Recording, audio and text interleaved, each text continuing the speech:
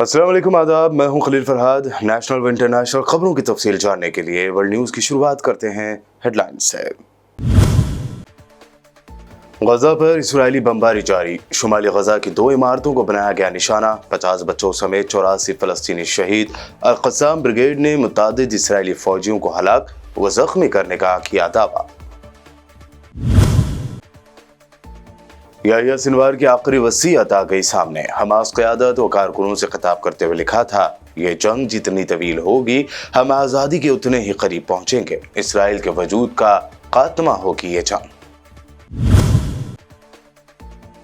इराकी सरजमीन से भी इसराइल पर हमला कर सकता है ईरान। नए दावे ने मचाई खलबली। पासदारान इनकलाब ने कहा, इस मर्तबा ईरान का जवाब इसराइल की सोच से बालातर होगा।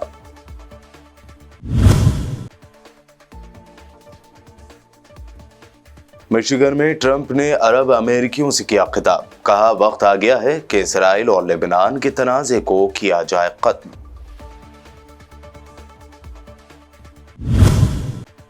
तिरुमला तिरुपति देवस्थानम के अहाते में सिर्फ हिंदुओं को काम करने का फरमान। असदुद्दीन ओवैसी ने कहा, तिरुमला में सिर्फ हिंदू, लेकिन मोदी सरकार वक्फ बोर्ड में गैर मुस्लिमों की तकर्रुरी कर रही है लाज़मी।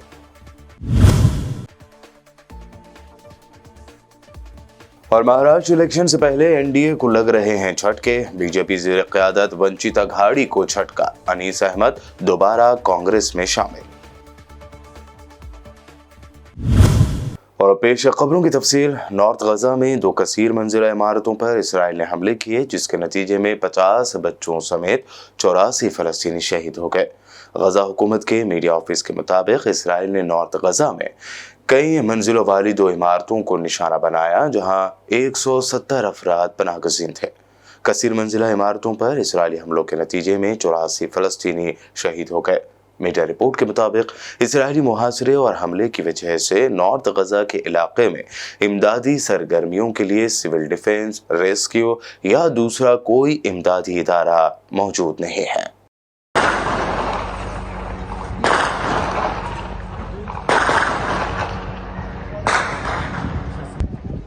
अल-क़स्साम ब्रिगेड्स ने गजा की पट्टी के नॉर्थ इलाके में जबालिया में घुसे काबिज़ इसराइली फौजियों के एक ट्रक, एक मकान को निशाना बनाकर एक पेचीदा ऑपरेशन के निफाज का ऐलान किया है। इस कार्रवाई में 1 दर्जन इसराइली फौजी हलाक व जख्मी हुए हैं। अल-क़स्साम ब्रिगेड्स ने अपने टेलीग्राम चैनल पर कहा कि एक पेचीदा ऑपरेशन में अल-क़स्साम के मुजाहिदीन एक इसराइली फौजी बरदार ट्रक को अल यासीन 105 गोले से निशाना बनाने में कामयाब हो गए। उन्होंने एक घर को भी निशाना बनाया, जिसके अंदर 12 इसराइली फौजी छुपे हुए थे। मकबूजा फ़लस्तीन की मज़ाहमती तंजीम हमास के सरबराह शहीद याहिया सिनवार की आखिरी वसीयत सामने आ गई है। ये वसीयत हमास के रहनुमा उसामा हमदान ने मीडिया को पढ़कर सुनाई। उन्होंने बताया कि अपनी शहादत से 2 हफ्ते कबल याहिया सिनवार ने खत लिखा था, जिसमें क़यादत और कारकुनों को मुखातिब किया गया। याहिया सिनवार ने लिखा कि हमें समझना होगा, ये एक जंग है और ये जंग बहुत से लोगों की तवक्को से ज़्यादा तवील हो सकती है, लेकिन ये जंग जितनी तवील होगी हम आज़ादी के उतने ही करीब पहुंचेंगे। ये हमारी ज़मीन से इसराइल के वजूद का खात्मा होगा। उन्होंने हुक्म दिया था कि इसलिए खुद को एक तवील और शदीद जंग के लिए तैयार करो। इस कब्जे से हम बाहर निकलेंगे और बैतुल मुक़द्दस के दरवाजे पर पहुंचेंगे। इजरायली मिनिस्टर्स ने क़ाबिज़ सिहूनी रियासत के गजा से मुताल्लिक़ अज़ाइम खुलकर बयान करना शुरू कर दिए हैं। इजरायली फाइनेंस मिनिस्टर बेज़ालेल स्मोट्रिच ने कहा है कि जंग बंदी हो भी जाती है तो इसराइली फ़ौज कई बरसों तक गजा में रहेगी। गजा पर इसराइल का दोबारा कब्जा होना चाहिए। इसराइली वज़ीर ख़जाना ने कहा कि इसराइली फ़ौज को कई सालों तक गजा की पट्टी में मौजूद रहना चाहिए। इसराइली फ़ौज जंग के मकासद के हुसूल के लिए गजा में मौजूद रहेगी। रूस ने कहा है कि आज़ाद फ़लस्तीनी रियासत का क़याम से ही मशरिक़ वस्ता में अमन कायम हो सकता है। रूसी फॉरेन मिनिस्टर ने बयान में कहा कि एक आज़ाद फ़लस्तीनी रियासत का क़याम मिडल ईस्ट में अमन ला सकता है। आज़ाद फ़लस्तीनी रियासत का क़याम तनाज़ात के ख़ात्मे की ज़मानत है। रूसी फॉरेन मिनिस्टर सर्गेई लारोव ने कहा कि मशरिक़ वस्ता में जारी जंग में कोई फातह नहीं होगा और मशरिक़ वस्ता की सूरत हाल पूरी दुनिया को लपेट में ले सकती है। हर गुजरते दिन के साथ ईरान के इसराइल पर जवाबी हमले को लेकर नए इत्तलात सामने आ रहे हैं। अब एक्सियोस ने दो नामालूम इसराइली ज़राए के हवाले से इत्तला दी कि इसराइली इंटेलिजेंस का ख्याल है कि ईरान आइंदा दिनों में इराक़ी सरजमीन से इसराइल पर हमला करने की तैयारी कर रहा है, जो मुमकिन तौर पर 5 नवंबर को होने वाले अमेरिकी सदारती इंतखाबात से पहले होगा। एक्सियोस की रिपोर्ट में मजीद कहा गया कि यह हमला इराक़ से बड़ी तादाद में ड्रोन्स और बैलिस्टिक मिसाइलों के जरिए किए जाने की तवक्को है।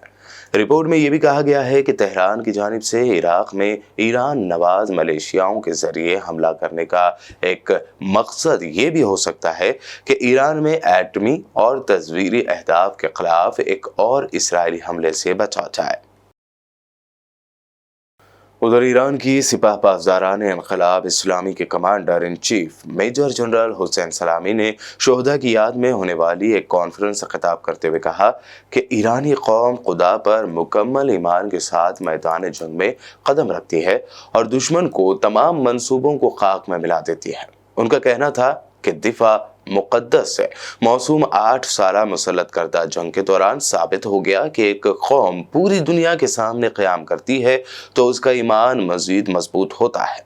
जनरल हुसैन सलामी ने सियोनी हुकूमत को सख्त खबरदार भी किया कि इस मरतबा तेहरान का जवाब इसराइलियों के तस्वुर से कहीं बालातर होगा।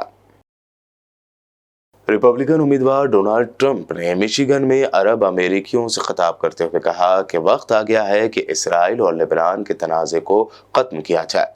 डोनाल्ड ट्रंप ने कहा कि मिडल ईस्ट और अमेरिका में ऐसे लोग हैं जो अपना काम नहीं कर रहे। उधर डेमोक्रेटिक सदारती उम्मीदवार कमला हैरिस की इंतखाबी मुहिम भी जारी है। कमला की इंतखाबी मुहिम की टीम ने कहा कि डोनाल्ड ट्रंप इंतखाबी दिन वोट काउंट होने से पहले ही अपनी जीत का दावा कर सकते हैं। Well, I want to thank you. And look, I know many people from Lebanon, and we have to get this whole thing over with. We want to have peace. We want to have peace on earth, all over, all over. And these are wonderful people, and I very much appreciate it. And being with you in Dearborn is really Thank you very much. It's shaped in the hand of Michigan because Michigan will decide this election, and Michigan is turning around to be a Republican state. Thank you. As the president said, we just had a positive meeting with President Trump. We as Muslims stand with President Trump because he promises peace. He promises peace, not war. We are supporting Donald Trump because he promised to end war in the Middle East and Ukraine. The bloodshed has to stop all over the world, and I think this man can make that happen.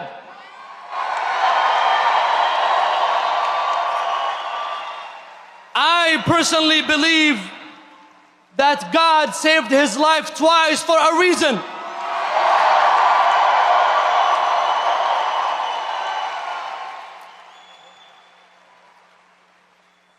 I believe personally that God has saved his life for a reason, which is to save the lives of others. We support Donald J. Trump for his commitment to promoting family values and protecting our children's well-being, especially when it comes to curriculums and schools.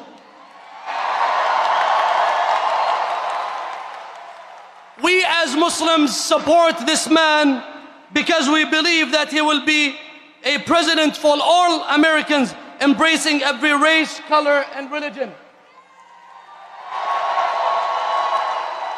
We are with President Trump because we want a strong border. And we agree with President Trump that anyone who wants to come to this country is welcome, but he has to do that through legal pathway.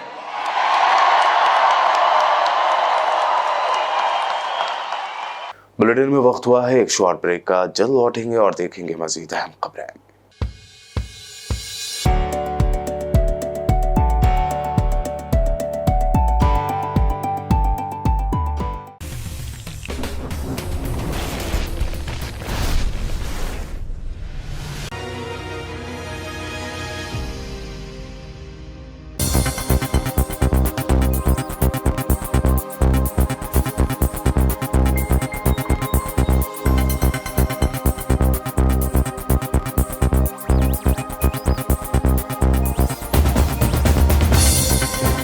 Break के बाद आइए अब देखते हैं अहम national news. Tirumala Tirupati Devasthanam यानी TTD board के नौ मुंतखब सदर BR नायडू ने हाल ही में कहा था कि मंदिर अहाते में काम करने वाले सभी लोग हिंदू होने चाहिए। टीडीपी की क़यादत वाली आंध्र प्रदेश हुकूमत ने टीटीडी के लिए 24 अरकान के साथ एक नया बोर्ड बनाया है। अब बोर्ड के इस बयान पर मजलिस इत्तेहादुल मुस्लिमीन के चीफ असदुद्दीन ओवैसी ने जवाब दिया। उन्होंने सोशल मीडिया एक्स पर लिखा, तिरुमला तिरुपति देवस्थानम के सदर का कहना है कि तिरुमला में सिर्फ हिंदुओं को ही काम करना चाहिए, लेकिन मोदी सरकार वक्फ बोर्ड और वक्फ काउंसिल में गैर मुस्लिमों का होना लाजमी करना चाहती है। ज्यादातर हिंदू बंदोबस्ती कवानीन इस बात पर जोर देते हैं कि सिर्फ हिंदू ही उसके मेंबर होने चाहिए। जो रूल्स एक के लिए सही है वही दूसरे के लिए भी सही होना चाहिए, है ना। यूपी के सीएम योगी आदित्यनाथ के बटोगे तो कटोगे वाले नारे पर समाजवादी पार्टी सुप्रीमो अखिलेश यादव ने एक्स पर पोस्ट करते हुए जवाब दिया। उन्होंने लिखा, उनका नेगेटिव नारा उनकी मायूसी और नाकामी की अलामत है। इस नारे ने साबित कर दिया है कि उनके जो गिनती के 10% वोटर्स बचे हैं अब वो भी खिसकने वाले हैं। इसलिए ये उनको डरा कर एक करने की कोशिश करने में जुटे हुए हैं, लेकिन ऐसा कुछ होने वाला नहीं। मनफी नारे का असर भी होता है। दरअसल इस मायूस को नारे के आने के बाद उनके बच्चे कुछ हामी ये सोचकर और भी मायूस हैं कि जिन्हें हम ताकतवर समझ रहे थे वो तो इख्तिदार में रहकर भी कमजोरी की ही बात कर रहे हैं। अपनी पोस्ट के आखिर में अखिलेश यादव ने लिखा, मुस्बत समाज कहे आज का नहीं चाहिए भाजपा। झारखंड इलेक्शन में बीजेपी के लिए कैंपेनिंग कर रहे आसाम के सीएम हेमंत बिस्वा शर्मा ने फिर एक मर्तबा मुसलमानों के खिलाफ जहर उगला है।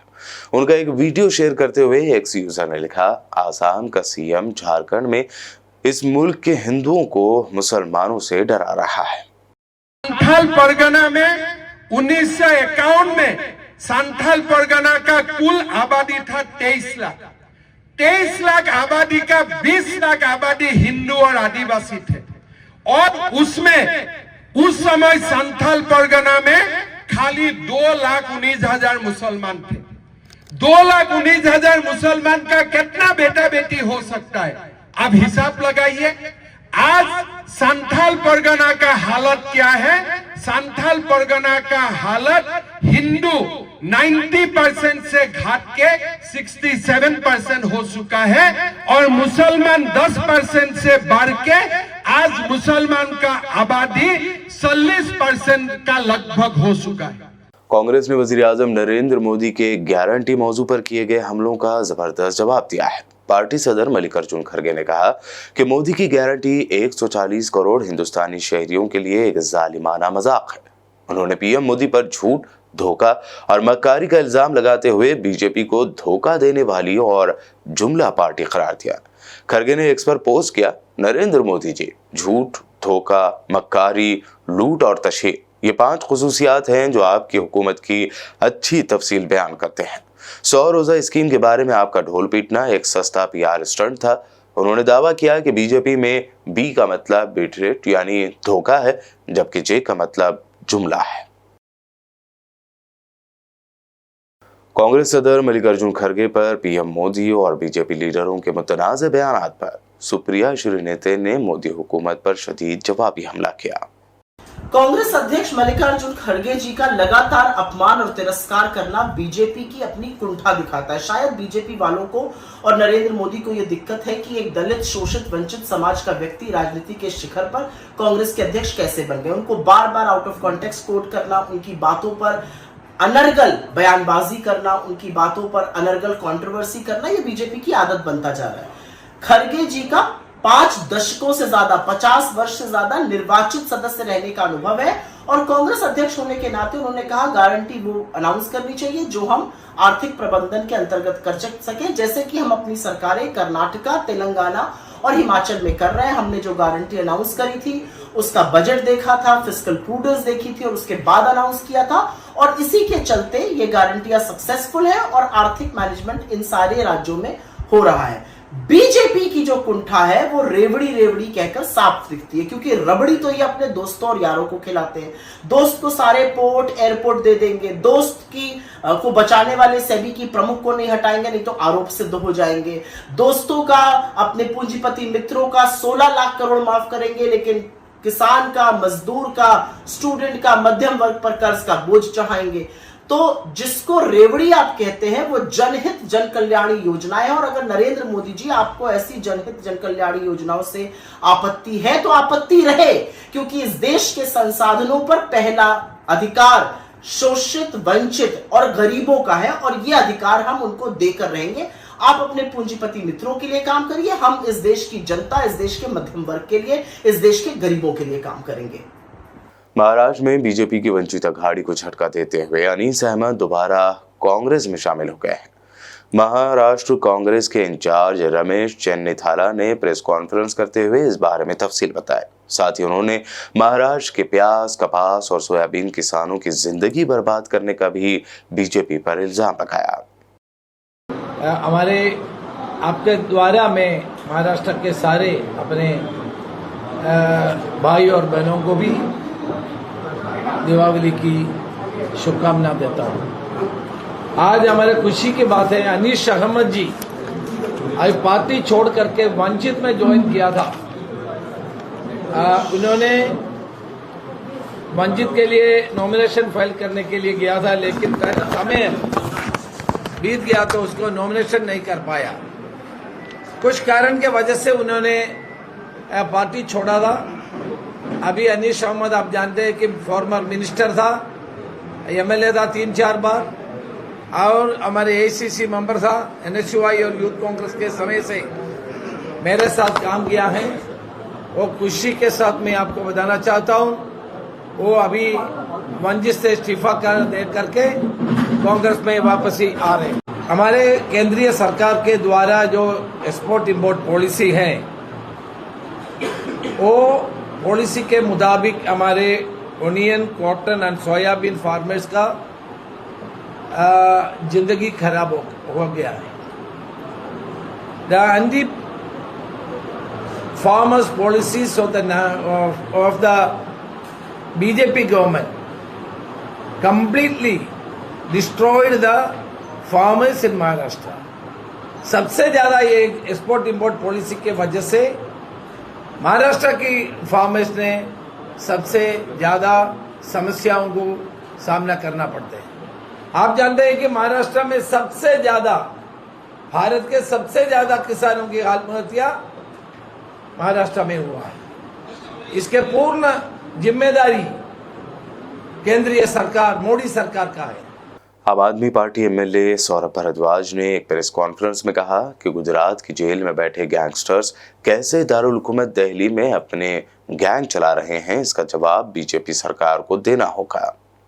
देखिए, मैं आपको ये कह सकता हूँ कि 2014 में हमने कुछ वादे किए थे और 2014 में प्रधानमंत्री जी ने कुछ वादे किए थे। दोनों वादों की लिस्ट बना ली जाए और जनता के सामने रख दी जाए, हमें इसमें कोई एतराज़ नहीं है। यमुना की बात करेंगे तो हम गंगा की भी बात करेंगे। 2 करोड़ नौकरियों की बात देश के जो है युवा कर रहे हैं। 15 लाख की तो लोगों ने बात करके बात करना ही छोड़ दिया कि इनसे क्या कहना है। पहले बोले थे 2022 में ऐसा हो जाएगा, फिर बोल रहे हैं आप 2047 में ऐसा हो जाएगा, क्योंकि 47 तक कौन इंतजार करेगा 47 तक, और 47 आ जाएगा तो कह देंगे 3010 में ऐसा होगा। उसमें तो कोई कहने वाली कोई बात ही नहीं है, कुछ भी कह सकते हैं। देखिए, गुजरात की जेल के अंदर कैद गैंगस्टर्स,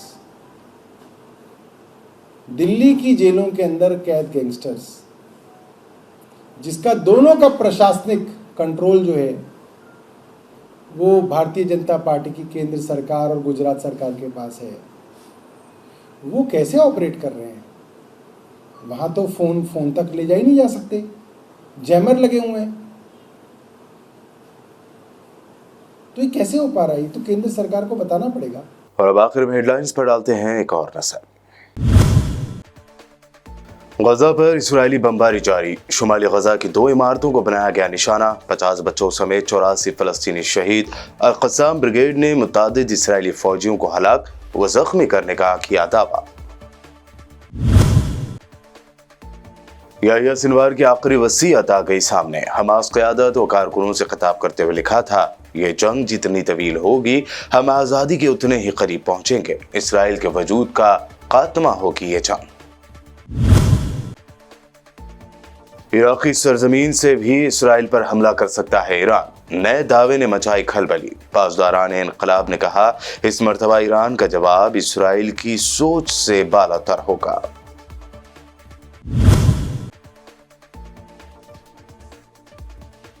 मिशिगन में ट्रंप ने अरब अमेरिकियों से किया खिताब, कहा वक्त आ गया है कि इसराइल और लेबनान के तनाज़े को किया जाए खत्म।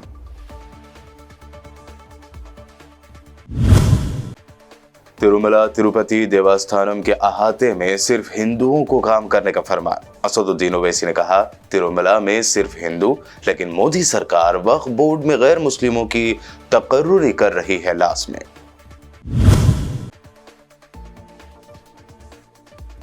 और महाराष्ट्र इलेक्शन से पहले एनडीए को लग रहे हैं झटके, बीजेपी ज़ेर क़यादत वंचित अघाड़ी को झटका, अनीस अहमद दोबारा कांग्रेस में शामिल। वर्ल्ड न्यूज में आपने अब तक देखी अहम नेशनल व इंटरनेशनल न्यूज। मज़ीद ताज़ा तरीन अपडेट्स और दिलचस्प प्रोग्राम्स के लिए देखते रहिए BBN चैनल।